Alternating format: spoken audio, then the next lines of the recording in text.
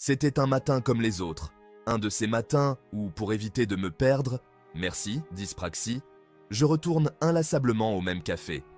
La serveuse là-bas était tellement gentille qu'après chaque café renversé, je ne compte plus combien, elle m'en offrait un autre. C'était devenu ma routine avant d'aller entamer ma journée d'esclave dans un centre d'appel. Mais ce vendredi-là, un détail a brisé ma tranquillité. La porte du café était fermée.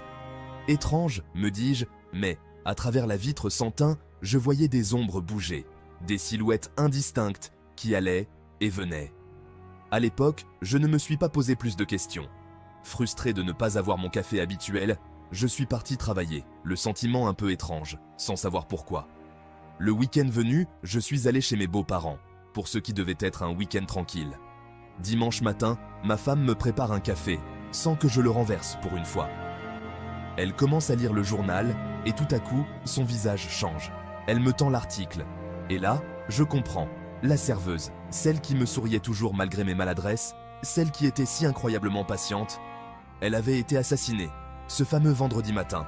Derrière cette porte fermée, à 2 mètres de moi, alors que je fixais bêtement les ombres mouvantes, j'avais assisté à son meurtre, en ombre chinoise. Je me suis figé, la tasse de café à la main. Comment avais-je pu être si proche, si aveugle à ce qui se passait de l'autre côté de cette vitre? Après avoir découvert que j'avais, sans le savoir, assisté à un meurtre, tout s'est enchaîné. Quelques jours plus tard, j'ai été convoqué à la PJ pour témoigner. Je me souviens encore de la salle d'interrogatoire, froide et impersonnelle, où je me suis retrouvé face à des enquêteurs qui attendèrent de moi des réponses que je ne savais même pas avoir. Ils m'ont demandé de décrire ce que j'avais vu ce matin-là, à travers la vitre sans teint.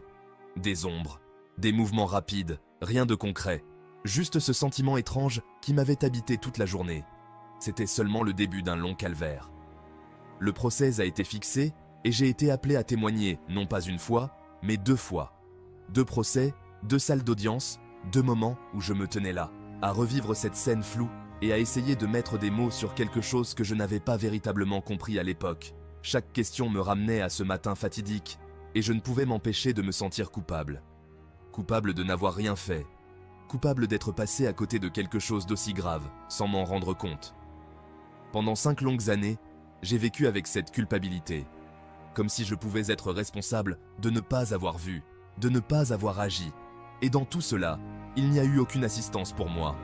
Pas de soutien psychologique, personne pour m'aider à surmonter l'idée que, bien que simple témoin, j'étais aussi une victime collatérale de cet acte horrible.